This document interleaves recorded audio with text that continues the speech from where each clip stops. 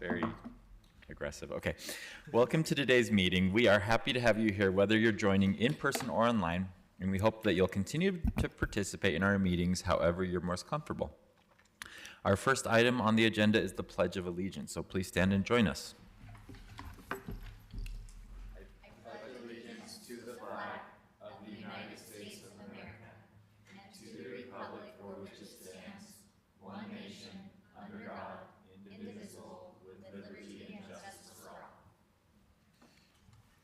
All right, thank you. Before we move through the agenda, I'll quickly go through the registration information and our rules and standards for public meetings.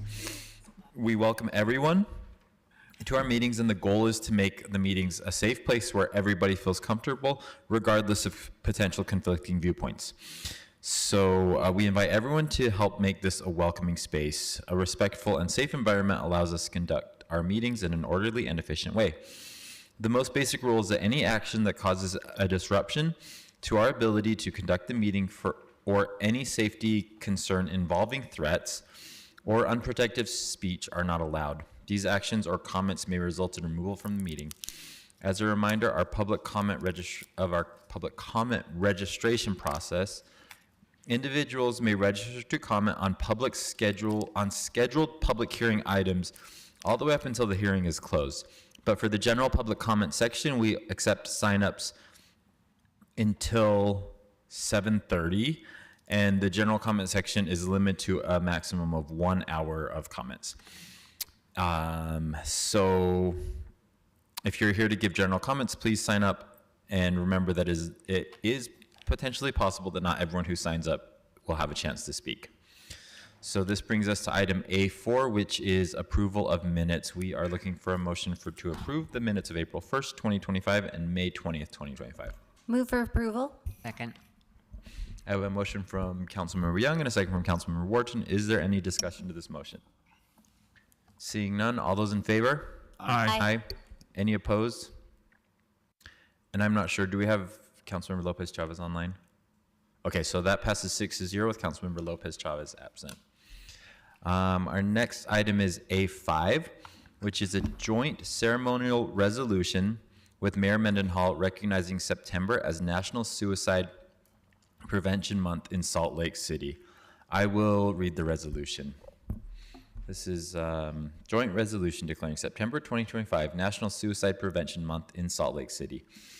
Whereas September is known nationally as Suicide Prevention Month, and whereas according to the American Foundation for Suicide Prevention, suicide is the 7th leading cause of death in Utah and the 2nd leading cause of death for Utahns aged 14 through 44 years old. And whereas according to Utah Department of Health and Human Services, Utah experienced 696 suicides in 2023. And whereas according to Utah Department of Health and Human Services, more people are hospitalized or treated in emergency rooms for suicide attempts than are fatally injured.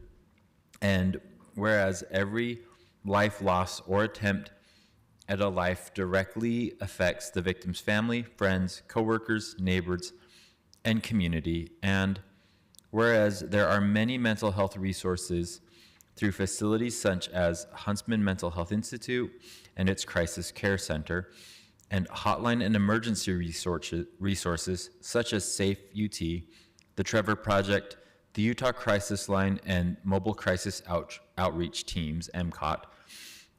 And whereas free and confidential support is accessible and available by calling or texting 988 to be connected to a skilled, trained counselor at a crisis center in your area 24/7, and whereas anyone wishing to learn how to recognize the warning signs of suicide and how to help someone in crisis can access numerous online resources, including those provided by Live On Utah, the American Foundation for Suicide Prevention, the National Alliance on Mental Health, or NAMI, Utah, and the Utah Suicide Prevention Committee and Coalition. And whereas Salt Lake City values those who work daily to help improve the mental resilience and welfare of others throughout their professions in mental health care, education, and emergency services. Now therefore be it resolved that the Salt Lake City Council and Mayor of Salt Lake City recognize the month of September 2025 as National Suicide Prevention Month in Salt Lake City. Be it further resolved that Salt Lake City encourages all residents to familiarize themselves with mental health education and treatment resources, and to recognize how a healthy mind can help us better care for ourselves, our family, and our communities. I'll look for a motion. Move for approval. Second. I have a motion from Council Member Pui and a second from Councilmember Dugan. Is there any discussion to this motion? All right, seeing none, all those in favor? Aye. Aye. Any opposed? That passes unanimously with Lopez Chavez absent. I'd like to welcome Alyssa Burnham, Suicide Prevention Coordinator, and Emma Blake, Suicide Prevention Health Educator with Salt Lake County, here to receive the resolution. Thank you for being here. Would either of you or both of you like to say a few words?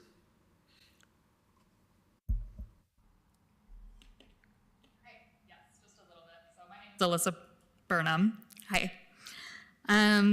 I just wanted to say that recognizing September as Suicide Prevention Month in Salt Lake City is a huge reminder for all of us that we all have some sort of role that we can play in suicide prevention. So if we have 5 minutes that you can take this month to do anything, it's to learn the warning signs of suicide and pick one resource such as 988, put it as a contact in your phone so that you can be the one to help save a life. Thank you. Would you guys like to come up? Would you please come up here and we can take a picture together? Yes. Thank you.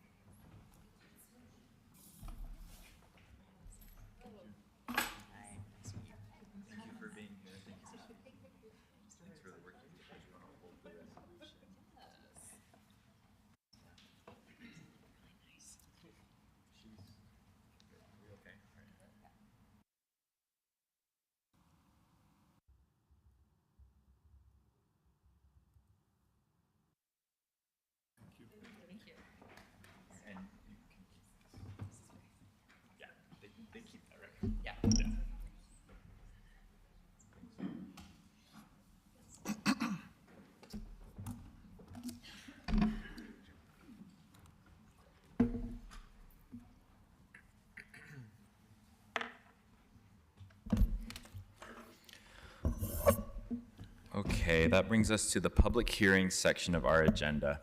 These are specific proposals before the council that require a public hearing.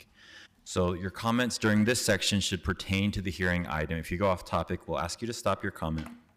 Our meeting rules also apply to the hearing comments as well, so avoid disruptions or threats, or we will ask a staff member to assist you out of the meeting. Also, as a reminder, comments that include profanity, personal attacks, intimidation, or discriminatory language are not persuasive or compelling, and they are not helpful to the council in creating a respectful and safe environment. So to sign up for any of these hearing items, register online or turn in a comment card that are available outside the door to any staff member.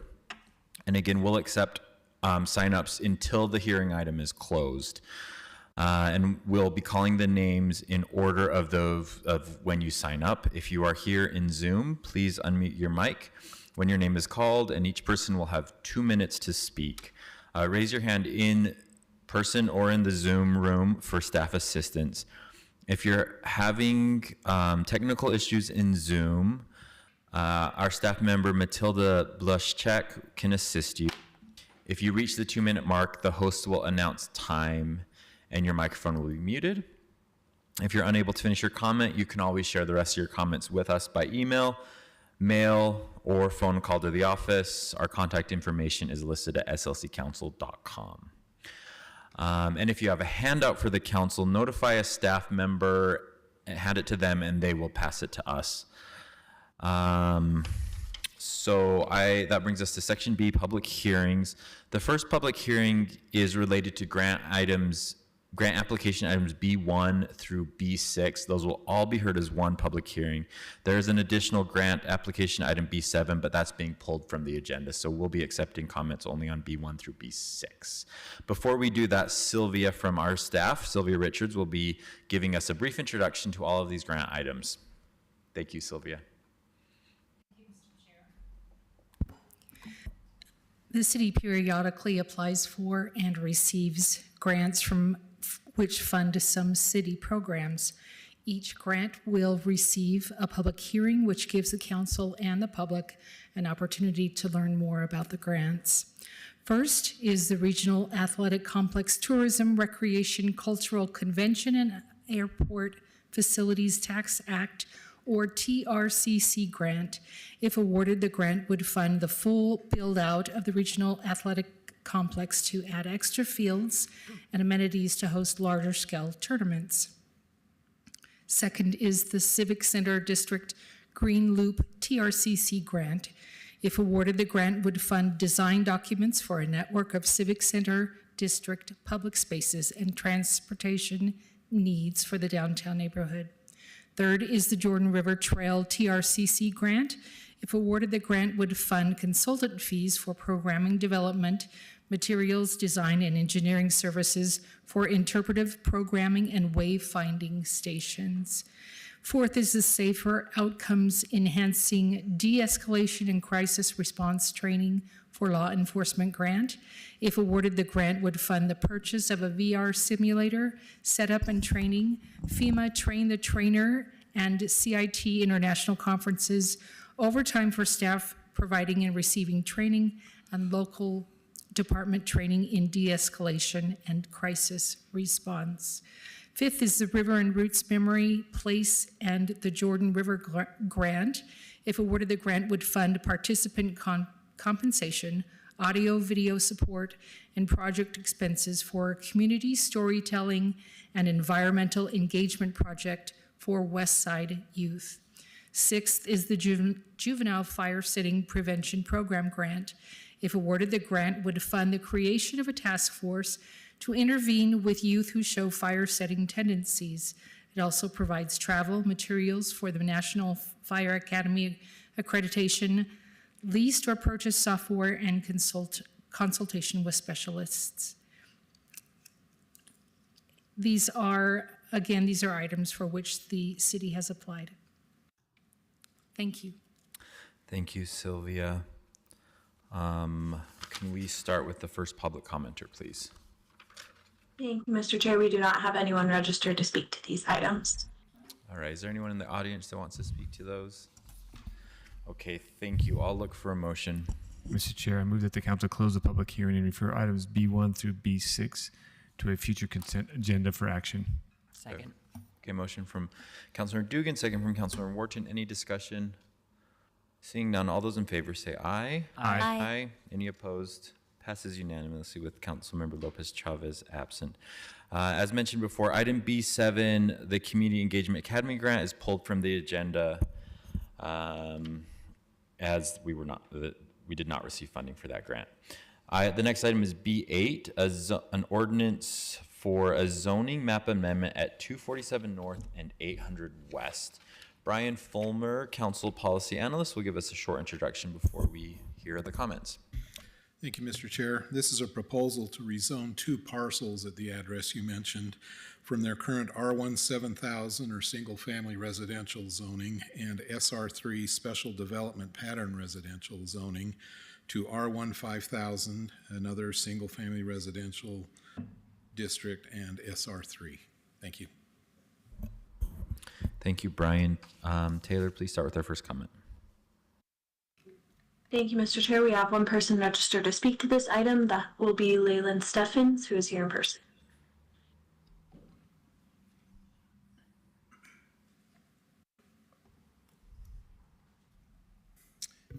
Yes, my name is Leland Stevens. I've been a longtime resident of this neighborhood. I live right around the corner from this proposed addition to the 200 North extension, and I have some concerns. We've already seen major upgrades in traffic and decrease in parking in this area, and so I'm concerned about what that's going to do for our traffic. I haven't seen any studies proposing what kind of increase in traffic we will see, or how that's going to affect parking in this area. We already have very limited parking as it is. The streets are always full. There's no place to park. And then since the conference center went in, we've had tons more traffic, and I'm not sure what that's going to do when they extend this 200 North in that same area. And so I have some strong objections for that. And then also, if the reason that they're extending this is because they want to put the building on the east side of Third West for West High, if that's part of the reason they're doing that, I have very strong objections for that building as well. And so I'm not sure if that's part of the reason why they want to extend this alleyway. I also have concerns that they just, a few years ago, put in a restroom right in front of that, and so it's like wasted funds by spending millions of dollars to put in a restroom, and now they're planning to tear it out and put in an alleyway. So somebody wasn't thinking there when they did all that a few years ago. But that's all I have to say. That was the final commenter for this item. All right, is there anyone else in the audience that wants to speak to the 247 North 800 West item? All right, seeing none, I'll look for a motion. I move that the council close the public hearing and refer action to a future council meeting. Second. Motion from Council Member Wharton and second by Council Member Petro. Any discussion? Seeing none, all those in favor? Aye. Any opposed? Aye. Oh, sorry, Councilmember Lopez Chavez, is that a vote in favor? Yes, that was an aye. Okay, so that's all 7 unanimous. The next item is B9. This is an alley vacation at approximately 337 West American Avenue. Again, Brian Fulmer will give us an introduction. This is a proposal to vacate an approximately 135-foot by an 11.5-foot north-south city-owned alley in Council District 5 at the address you mentioned. It runs between 373 West American Avenue and the Interstate 15 900 South Viaduct.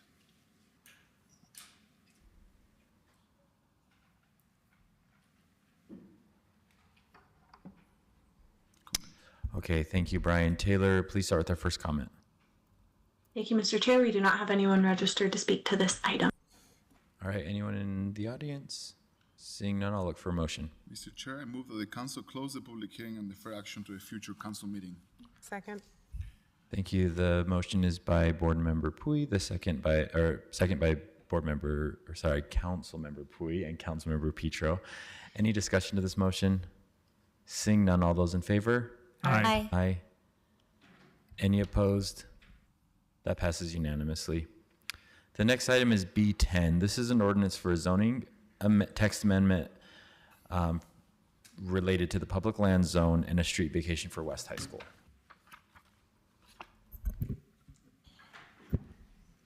Oh, yeah.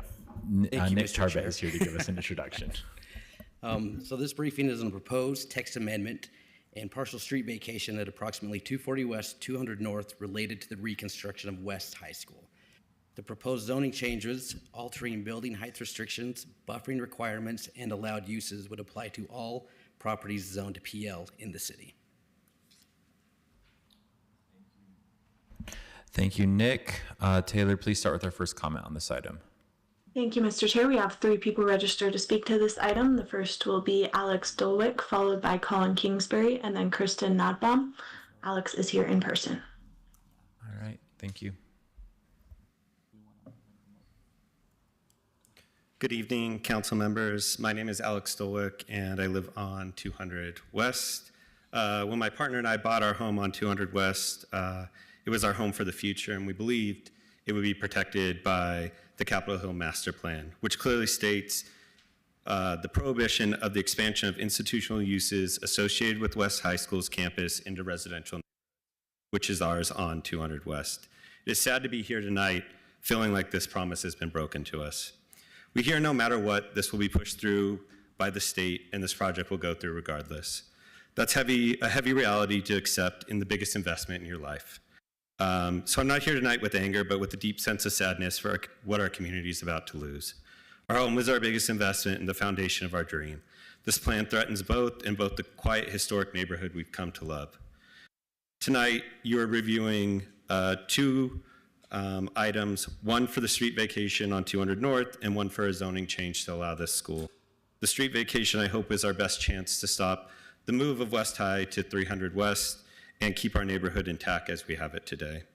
What's hard to understand is this very plan has been opposed from the get-go.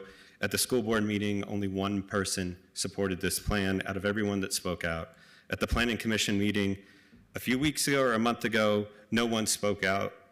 Everyone spoke out against this plan moving forward. Even if the state has the final say, a no vote tonight shows that you stand with the community and the community members. I'd ask you to turn around and look at the flags that you approved for another community, and I hope our community is as important as they were. Thank you. And next will be Colin Kingsbury, followed by Krista Nabom. Colin is here in person. Good evening. My name is Colin Kingsbury, and I live in a historic home on 200 West.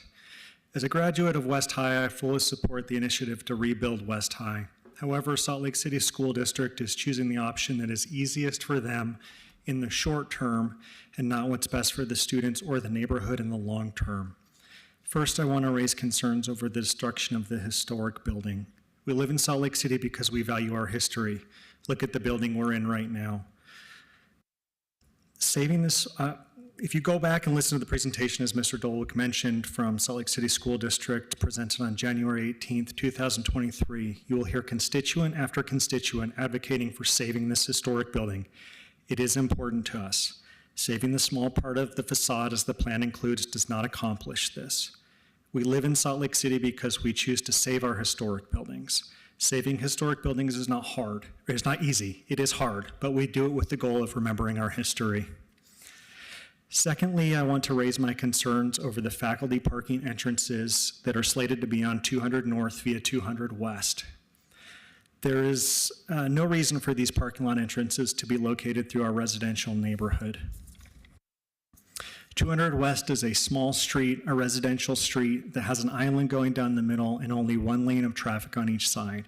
It has speed bumps, and it was identified in Salt Lake City government's Livable Streets campaign to calm traffic through the neighborhood so that we can have a safer, quieter, and more enjoyable neighborhood to live in. Finally, I want to make another note about this entrance on 200 North.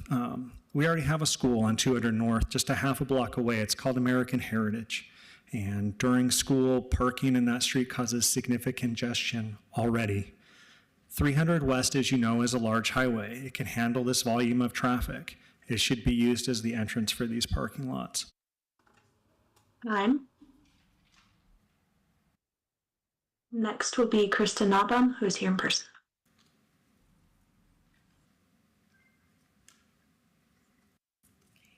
Hi, my name is Krista Nabom, and I also live in a historic home on 200 West, directly across the street from the proposed site for the West High rebuild.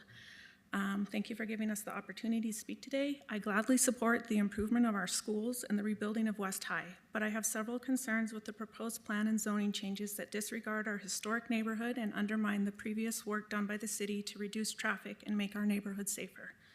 Number one concern is for student safety. The proposed parking entrance at the corner of 200 North and 200 West currently houses a road home operated 32-unit apartment building for the chronically homeless.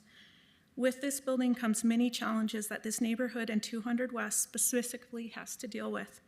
I find it very concerning that the school board has approved a plan that includes a parking entrance that requires students and teachers to navigate through open drug use, violence, nudity, individuals sleeping on parking strips and islands, belongings chained to trees, traffic signs, frequent police and emergency vehicle frequent police and emergency vehicle visits. All of this creates an unsafe environment for everyone, including the residents of this road home operated building. West High entrances should be safe, clean, and a welcoming environment. This intersection of 200 North and 200 West is the exact opposite. Okay, please reevaluate these proposed building plans and recognize the impact this school is making on our neighborhood. All we hear is that this plan is what is best for the students, as opposed to what is best for the students and the neighborhood. This seems to be little consideration for the neighborhood that will ultimately house this new school. let's see. This is too big of a burden for one neighborhood street that already supports an apartment building for chronically excess of existing traffic. Our neighborhood is about to drastically change. We are literally having parking lots and a multi-story school being.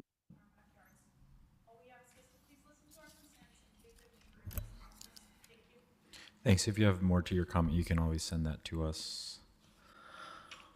Taylor, was that the final comment? Yes. Mr. Chair, I move that the council close the public hearing and defer action to a future council meeting. Okay, motion by Councilmember Dugan, second by Councilmember Wharton. Is there any discussion to this motion? Yes, Mr. Chair. Yeah, Councilmember Pui. You know, obviously, this is one of the situations where multiple layers of government intersect, and this is is a proposed plan by the school district with trying to achieve their long-term goals of rebuilding West High, and and coming to us, the Salt Lake City, for a request for a rezone that allows us to potentially support some of those zoning changes as requested.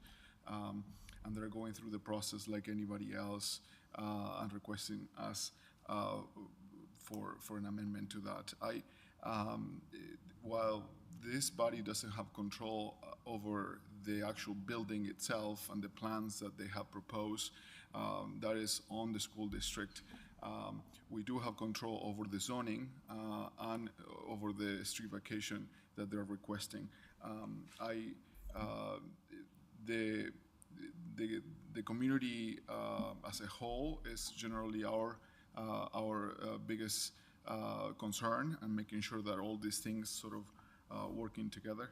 And I don't feel like I'm ready to support this, and I appreciate the motion and the support here, so we can actually keep on discussing some options here and what levers that we have. Thank you. Thanks, Councilor Pui. Anyone else? Wharton?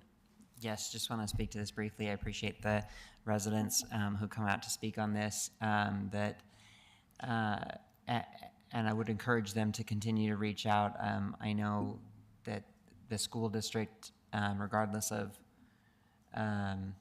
if we make this zoning request change and this alley vacation change, the school district is still able to make changes to their design based on community feedback. That they're having another meeting with the community to discuss the designs on September 9th at 6 o'clock at West High School.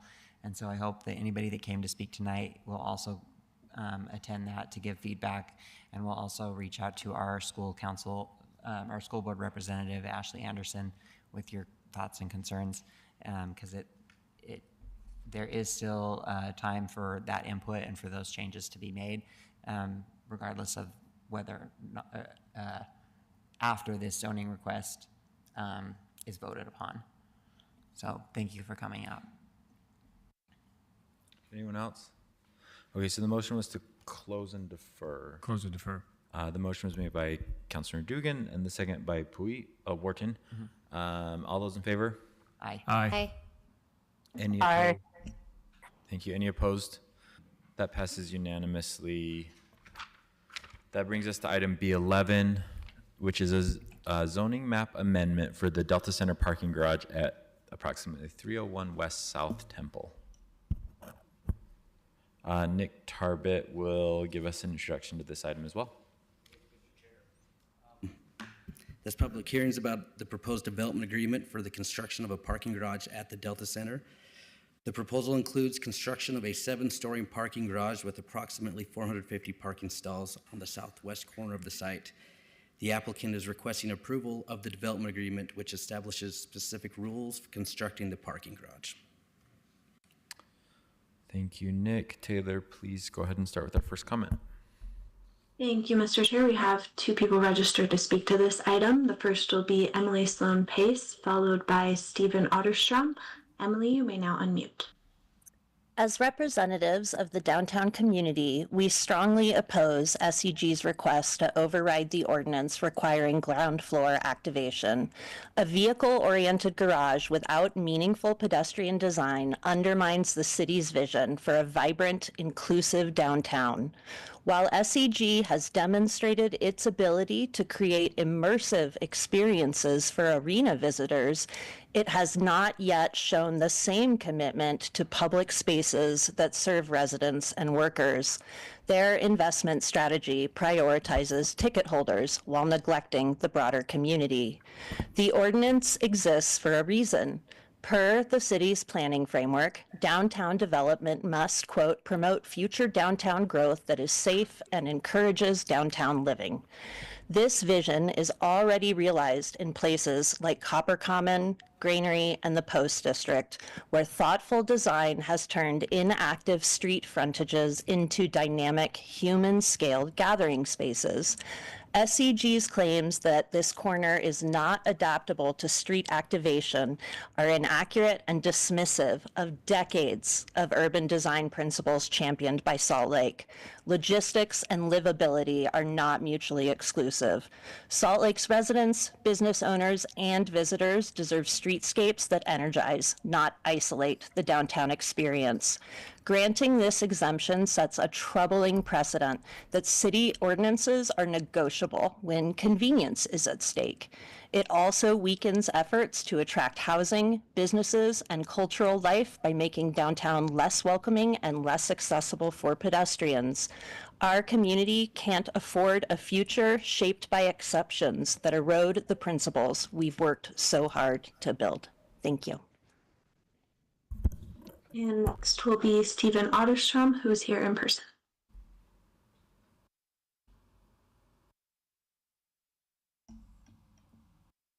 So I watched the same work session today, and I am in agreement with the person who just spoke, that as we look at these active use requirement, we listened during the work session to SEG representatives say that it wasn't possible, but of course they designed it. So it's very easy to design something that's not possible. We also heard them say they were really concerned about this, we need to have the NHL game on October 2nd. That's not your concern. We paid for it. I think it was a bad idea that we paid for it. I think we're looking at this from the perspective that each and every single one of you did the one thing that is worse than letting billionaires not pay taxes, and that's that you made us pay a tax to a billionaire. But now it's time that we've paid for it. They need to do it our way. This sets the tone for the rest of the development. Either you hold the line or they do whatever they want for the rest of this development. We have too much invested. I don't like the investment, but we're invested. Let's make sure that they do it on our terms and that we don't let them dictate when it's an emergency and when things need to be done right away. Thank you. That was the final registered commenter for this item. Okay, anyone else in person for this item? All right, seeing none, I'll look for a motion. Mr. Chair, I move that the council close the public hearing and defer action to a future council meeting. Second. Okay, motion by Councilmember Dugan, second by Councilmember Pui. Any discussion? Seeing none, all those in favor? Aye. Aye. Any opposed? Motion passes unanimously. We have, so that takes us to section C, potential action items, of which there are none. Section D of our agenda is comments. So first will be comments to the mayor from the city council. Mayor and Chief of Staff Ray Sherlato, thank you for being here. Any questions for the mayor, council members? Thank you for coming to our meetings all the time. It means a lot. Comments to the city council. So section D2 is the general comment section, which is a 1 hour time slot dedicated to comments on any city business that is not the items that we just discussed. So the same rules of decorum apply. This section is limited to 1 hour, and for anyone that registered before 7:30, which was 6 minutes ago. So if you have technical assistance, again, Matilda Bluschek from staff is on Zoom and can help you, or you can raise your hand in the room for a staff member to come help you. And Taylor will be calling the names again as well. Same 2-minute time limit for each comment is effective here as well. Taylor, please begin with our first general comment. Thank you, Mr. Chair. We have 3 people registered for general comment. The first will be Scott Johnson, followed by Jason Earhart, and then Tamara Burton. Scott is here in person. Hi, good evening, Council. Exactly 9 weeks from today, on November 4th, Salt Lake City voters will cast their ballots. It will be the first local election since this council approved billions in subsidies for the downtown sports district. 9 weeks ago, from today, I stood at this podium and asked a simple question. Have any officials received private flights, suite tickets, meals, or perks from the developers whose projects they voted to fund? I also submitted a grammar request to clarify those questions. 2 months later, I've received no answers, no documents, no denial, just delays.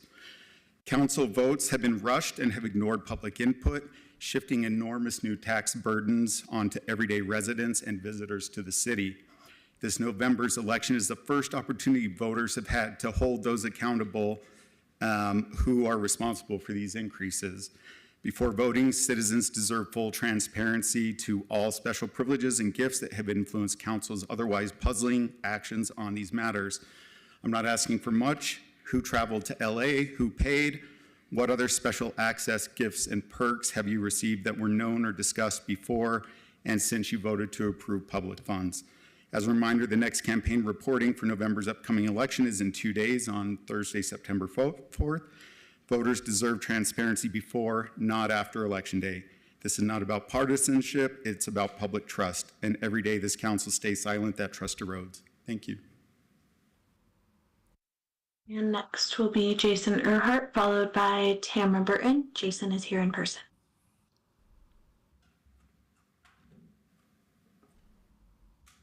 Jason, are you here? It looks like Jason may have left Taylor.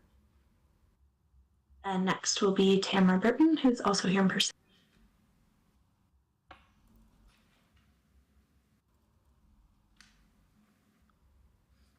Good evening, Council. My name is Tamara Burton. I'm with Asset Management Services, and I'm a commercial property, and I represent a few properties in Salt Lake County. Of concern tonight is, wish to voice my concerns regarding the new rate structure for the sewer rates that have been implemented. And the buildings that I'm going to reference are out at the International Center, Wiley Post Way, White Brothers Drive, that area. We saw at one of those properties this month over last a 2,639% rise in the sewer structure, the sewer bill. Last month it was $160, which probably is a little low. This month it was $4,407. This is for one building that's 70% vacant. The majority of that is landscape water, I am sure, but they're building this rate structure on a current use rather than a winter rate use does not give a true value of the water used. The majority of this is landscape. We do have HydroWise controllers and smart controllers and out there, so we do watch what we water, but this is not a true representation of the water use that is entering the Salt Lake City sewer system. This is an increase to our tenants out there as well. The building and the landlords also absorb it, but the tenants will see increases of hundreds to thousands of dollars per month per tenant in CAM fees, which is not sustainable. I know that out there we do not have a separation between culinary and landscape water. If we did, these would be very different figures, but there again, this is not sustainable in the long term. I don't know what's going to be done about this. I did, Mr. Kimmel sent me some information. So I was able to review. I looked at a 100-page document that had been provided, and I haven't been able to read through the entire thing, but I do understand how that rate structure was determined. However, for these types of properties, it is not sustainable. I'd be interested to see what will be. And that was the final registered commenter. All right, thank you, Taylor. And thank you, everyone who came to share your comments. This brings us to section E of our agenda, which is new business. And the first item is item E1, resolution for public utilities bond anticipation notes, series 2025B, and revenue refunding bonds, series 2025C. I will look for a motion. Mr. Chair, I move that the council adopt the Salt Lake City Public Utilities Bond Anticipation Notes, Series 2025B, and Revenue Refunding Bonds, Series 2025C, parameter resolution, and refer to the consent agenda for setting the date for a public hearing on the bond issuance for October 7th, 2025. Second. Motion is from Councilmember Dugan, second from Councilmember Pui. Any discussion to this motion? Seeing none, all those in favor? Aye. Aye. Aye. Any opposed? The item passes unanimously. That is all of the new business. We are now on unfinished business. Section F, item F1 is a resolution relating to building permit fee waivers for Alliance House and First Step House. I'll look for a motion. Mr. Chair, I move that the council adopt the building permit fee waivers for Alliance House and First Step House. Second. Okay, the motion is by Councilmember Dugan and second by Councilmember Yagin. Any discussion to this motion? I just want to say thank you to these two nonprofits who are providing essential services in our community, and I'm excited to support this. So with that, I'll call for a vote. All those in favor? Aye. Aye. Aye. Any opposed? The motion passes unanimously. Item F2 is an ordinance relating to amending the annual compensation plan for all non-represented employees for the fiscal year 2025 through 26. I will look for a motion. Mr. Chair, I move that the council adopt the ordinance amending the annual compensation plan for all non-represented employees fiscal year 2025-26. Second. Motion by Councilmember Dugan, second by Councilmember Pui. Any discussion to this motion? Seeing none, all those in favor? Aye. Aye. Aye. Any opposed? That item passes unanimously, and that now brings us to the consent portion of our agenda. I will look for a motion. Move for approval. Motion by Councilmember Pui, second by Councilmember Wharton. Any discussion? Seeing none, all those in favor? Aye. Aye. Any opposed? Passes unanimously, and our meeting is adjourned.